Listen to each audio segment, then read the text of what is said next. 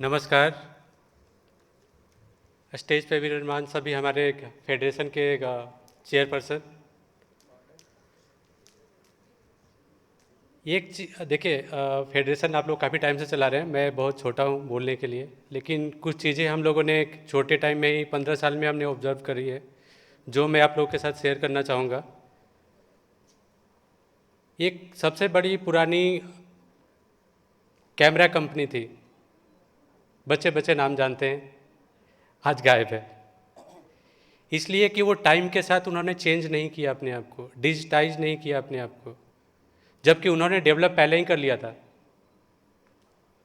लेकिन वो मार्केट में लेकर नहीं आए।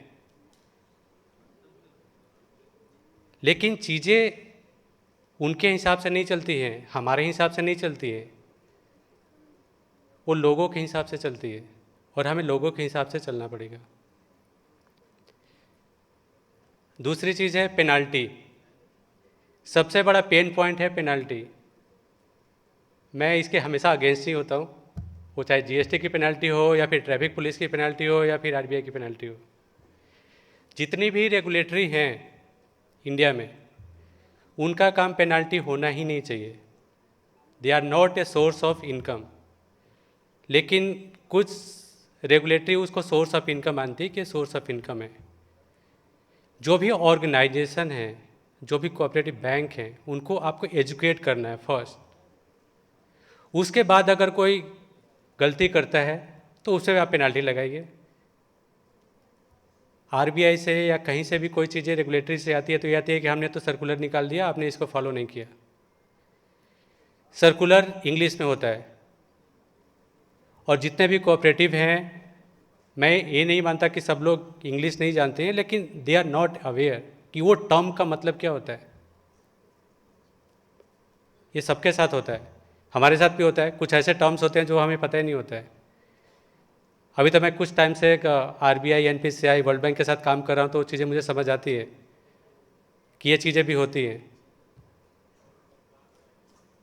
कुछ ऑर्गेनाइजेशन हैं जो नहीं चाहते हैं कि सहकारिता आगे बढ़े,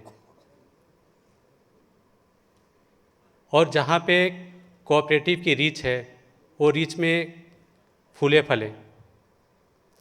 लेकिन फिर भी सहकारिता अपने लेवल पर अच्छा काम कर रही है, नेफकप काम कर रहा है, अम्ब्रेला ऑर्गेनाइजेशन काम कर रहा है। वो सहकारिता को आगे कैसे ले जा सकते हैं उसके लिए कर रहे हैं, और इसमें नेफकप ऑफ अम्ब्रेला ऑर्गेनाइजेशन आरबीआई के एक सहयोग से ही बना है। लेकिन कुछ चीज़ें हैं जो दोनों के मत होते हैं कि भिन्न होते हैं।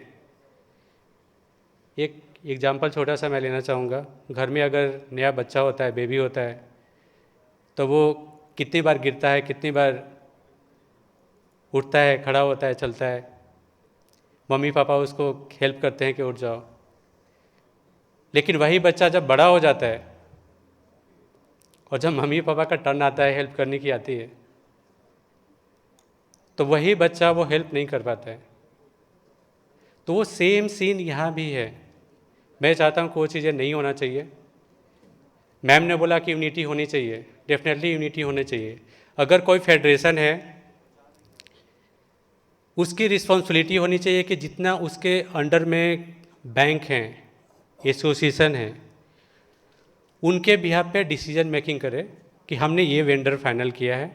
ऐसा नहीं कि एक वेंडर को चांस दे। मैं कभी भी एक जने को सपोर्ट करने के लिए नहीं बोलता कि आप एक जने को सपोर्ट करो। You can panel multiple vendor.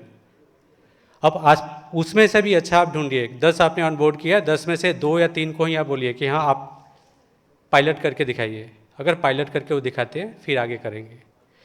Anurag sir ने बोला कि सॉफ्टवेयर वाले को साइबर सिक्योरिटी का उनको भी पार्ट होना चाहिए। Definitely I agree with. अगर टेक्नोलॉजी अगर आईटी कंपनी देती है तो they have responsible for that also penalty.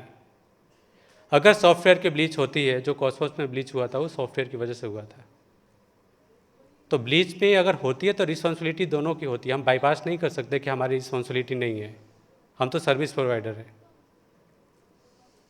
एक चीज़ और, फेडरेशन को मैं एक सजेशन देना चाहूँगा जितने भी हैं, कि आप एक एडवाइजरी स्ट्रेटेजिक पार्टनरशिप पे कर सकते हैं। 2-3 कंपनियों को आप एडवाइजरी लेवल पे अपने पैनल में ले सकते हैं कि दे कैन एडवाइस, और उसमें कुछ लीगल के भी लोग रख सकते हैं अपने पैनल में फ्री ऑफ कॉस्ट। ये नहीं बोलो चार्ज पे करके, फ्री ऑफ कॉस्ट रखिए।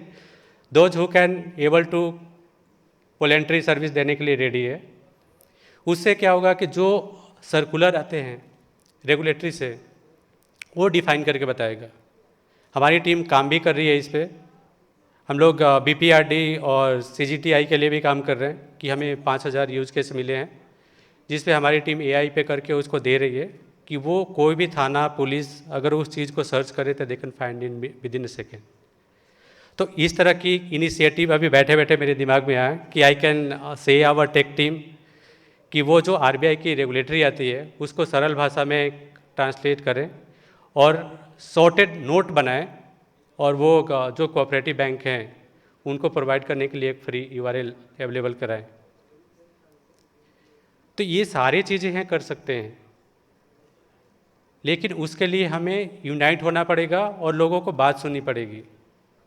अगर हम किसी ऑर्गेनाइजेशन की बात करते हैं तो केवल अपनी ही बात नहीं करते, ऑर्गेनाइजेशन का विजन क्या है उस पर बात करते हैं। अगर कोई फेडरेशन अगर डिसीजन लेता है तो बहुत सारे बैंक होते हैं जो बोलते हैं कि ये तो फेडरेशन वालों ने आपस में करके एक ले लिया। एक मैं अपना किस्सा बताऊंगा, जब जिससे हमारी जर्नी शुरू हुई। हमारी जर्नी शुरू हुई थी ना से। एक आरआरबी के लिए हम लोग फर्स्टली काम कर रहे थे माइक्रो एटीएम के लिए, जब माइक्रो एटीएम नया नया आया था। काफ़ी पुरानी बात है, कोविड की पहले की बात है। हम लोगों ने सब कुछ किया, आरएपी से लेके सब कुछ सारी चीज़ें हम लोगों ने सेटल डाउन की। मेरे साथ में टीम मेंबर है, उन्होंने भी काफ़ी हेल्प करी थी। हम लोग जाते थे आते थे, लेकिन एंड ऑफ द डे वो टेंडर हमें नहीं मिला। थोड़े टाइम के लिए मुझे लगा था, 1-2 महीने लगा था कि हम लोगों ने इतनी मेहनत करी, सब क्लोजली सब कुछ काम किया, लगा था टेंडर हमारे फेवर में होगा, लेकिन नहीं हुआ। तो एक चीज़ मुझे रिजर्व बैंक के और एक वर्ल्ड बैंक के एक कंसल्टेंट है, टॉप कंसल्टेंट, उन्होंने एक चीज़ मुझे बोली थी जो मुझे क्लिक हुआ कि सुजीत, अगर आप चाहते हो कि कोई आपके सोर्स हैं, आप जानते हो, आपने पीओसी कर दिया, पायलट कर दिया, आपको प्रोजेक्ट मिल जाएगा, तो ये कोई गारंटी नहीं है। लेकिन उस पीओसी और पायलट की वजह से आज हमारे पास मल्टीपल बैंक हैं जिनको हम लोग सर्विसेज दे रहे हैं एज ए कंसल्टिंग। तो मैं यही चाहूँगा कि जो फेडरेशन है वो सारे बैंकों के साथ मिलके काम करे, उनकी जो भी प्रॉब्लम है उसको कंबाइनली सॉल्व आउट करे, जो भी सर्कुलर आते हैं उनको भी कंबाइनली सॉल्व आउट करे, और फेडरेशन और बैंक परस्पर एक दूसरे के साथ काम करे जॉइंटली।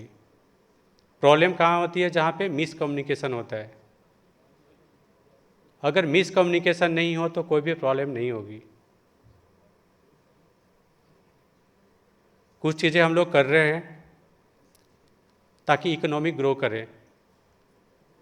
पीएम सर का विज़न 5 ट्रिलियन का है, लेकिन 5 ट्रिलियन इकोनॉमी जाने के लिए केवल हम लोग बोल सकते हैं, कर सकते हैं, वैसा नहीं होगा। उसके लिए हमने क्या विज़न देखा है, क्या कंट्रीब्यूशन मेरा है। अगर आज मुझे यहाँ नवीन जी ने बुलाया है तो कुछ सोच के बुलाया कि Sujit, you have a vision, you can come on this platform.